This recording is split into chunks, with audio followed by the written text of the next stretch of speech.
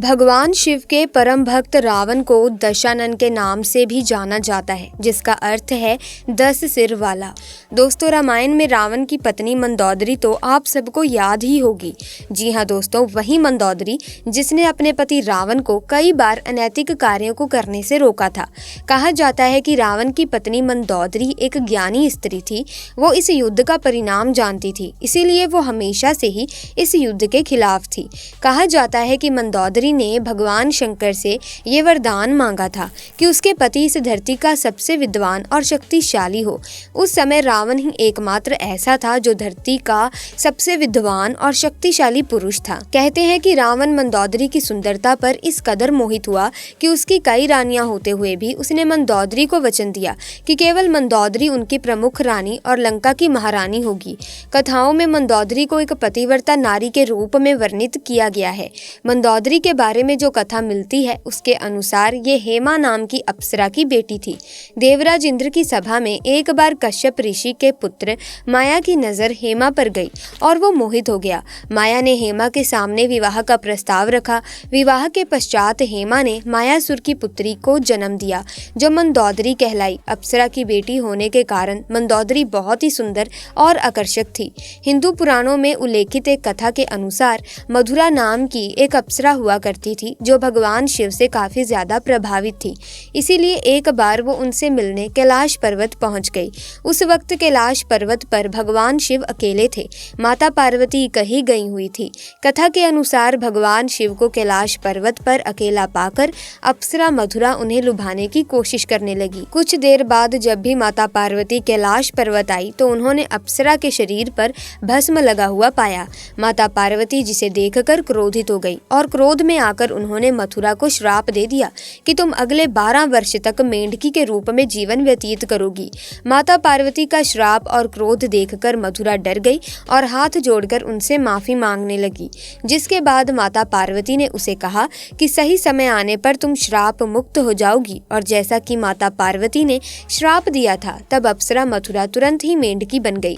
जिसके बाद वो धरती लोक पर विचरण करने लगी। मेंढकी रूपी मथुरा पृथ्वी लोक पर किसी तरह अपने दिन गुजार रही थी, लेकिन तभी एक दिन अचानक एक भयंकर सांप मेंढकी को खाने के लिए उसके पीछे पड़ गया। मेंढकी मधुरा तुरंत अपनी जान बचाने के लिए भागने लगी और भागते भागते वो सप्त ऋषियों के आश्रम में पहुंच गई, जहां उन्होंने खीर बनाने के लिए खीर को बहुत बड़े लकड़ी के चूल्हे पर चढ़ाया हुआ था। जब सांप ने मेंढकी मधुरा को दौड़ाया तब वो उछलकर उसी खीर के बर्तन पर बैठ गई। जब सांप उसके पीछे आया वो उससे बचने के लिए बर्तन के एक छोर से दूसरे छोर पर उछल गई। सांप भी उसके पीछे पड़ गया और दूसरे छोर पर जाने की कोशिश करने लगा, लेकिन दुर्भाग्य से वो फिसलकर खीर के बर्तन में गिर गया और खीर गर्म होने के कारण वो सांप मर गया। किंतु अब मेंढकी बनी मथुरा को ये चिंता होने लगी कि जब ऋषिगण यहाँ आएंगे और वो ये खीर खाएंगे तो जहरीले सांप की वजह से उनकी मृत्यु हो जाएगी और मथुरा ये हरगिज नहीं चाहती थी उसकी वजह से सप्त ऋषियों की जान जाए। इसीलिए वो वहीं बैठकर ऋषियों का इंतजार करने लगी। जैसे ही ऋषि वहां आए तो वो उनके सामने ही तुरंत खीर के बर्तन में कूद गई। ऋषियों ने मेंढकी को बर्तन में कूदते हुए देख लिया, इसीलिए उन्होंने सोचा कि अब तो ये खीर खाने योग्य नहीं है और उन्होंने खीर को वहीं फैला दिया। खीर फैलाने पर उन्होंने देखा कि इस बर्तन में मेंढकी के अलावा एक सांप भी मरा हुआ है। ये देखकर सभी ऋषि समझ गए कि मेंढकी ने हम सबकी जान बचाने के लिए अपने प्राणों का बलिदान दे दिया। मेंढकी की इस दरिया दिली को देखकर सभी ऋषियों ने अपनी शक्ति से उस मेंढकी को जीवित कर दिया और उसे कन्या का रूप दे दिया, जिससे अब मथुरा मेंढकी से एक सुंदर कन्या बन गई थी। किंतु लोग समाज के डर से ऋषियों ने इस कन्या को अपने साथ नहीं रखा। उन्होंने महर्षि कश्यप के पुत्र मायासुर को बुलाकर उस कन्या को सौंप दिया। मायासुर और उसकी पत्नी हेमा ने उस कन्या को पुत्री के रूप में गोद ले लिया।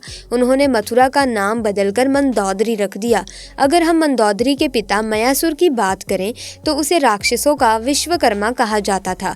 उसे ब्रह्मा जी से विशेष वरदान प्राप्त था, जिसकी वजह से वो कहीं भी सुंदर भवन या फिर नगर का निर्माण कर सकता था। मायासुर ने ब्रह्मा से प्राप्त वरदान के प्रभाव से ही अपनी पत्नी हेमा के लिए मंडूर जैसे खूबसूरत नगर का निर्माण किया था, जो कि वर्तमान में जोधपुर का मंडौर है। मायासुर ने मंदोदरी को रावण से मिलाया और बताया कि ये उनकी दिव्य कन्या है। हेमा जहाँ अप्सरा इनकी माता है। रावण की नजर जैसे ही मंदोदरी पर गई वो मोहित हो गया और झट से विवाह का प्रस्ताव स्वीकार कर लिया। रावण ने मंदोदरी को वचन दिया कि केवल मंदोदरी ही उनकी प्रमुख पत्नी और लंका की महारानी होगी। मंदोदरी से विवाह के उपहार स्वरूप मायासुर ने रावण के लिए सोने की लंका का निर्माण किया।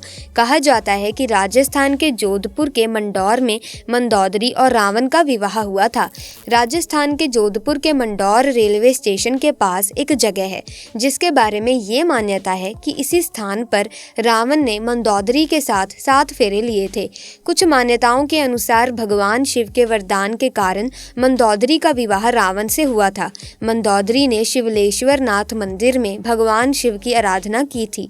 यह मंदिर मेरठ के सदर इलाके में है। वो मंदोदरी ही थी जिसने अपने पति रावण के मनोरंजन के लिए शतरंज के खेल का प्रारंभ किया था।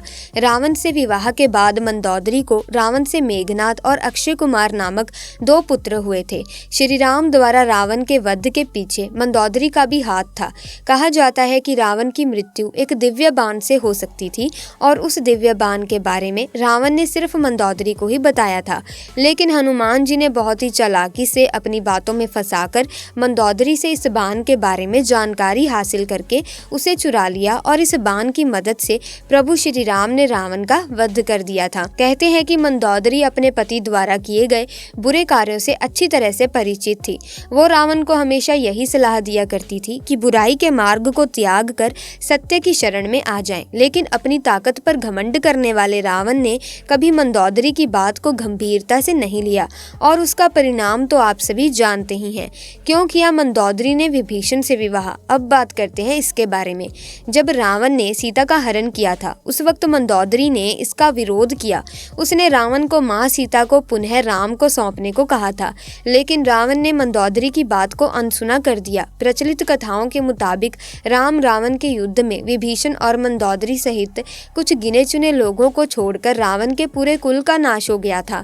रावण की मृत्यु की खबर जब मंदोदरी को मिली तो विलाप करते हुए युद्ध भूमि में वो पहुंच गई और इस हालत में रावण को देखकर तेज आवाज निकालकर रोने लगी। कहते हैं कि वहां युद्ध भूमि में मंदोदरी की नजर प्रभु श्री राम से भी टकराई। मंदोदरी को इस तरह से विलाप करता देख प्रभु श्री राम को भी अति दुख हुआ था।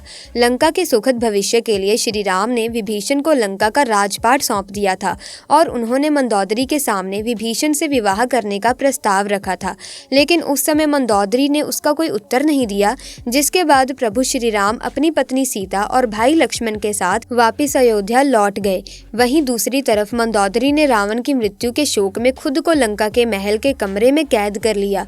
बहुत दिनों तक इस कमरे में कैद रहने के बाद वो बाहर निकली और उसने विभीषण से विवाह कर लिया, लेकिन कुछ विद्वान इस बात को सीधे तौर पर नकारते हैं।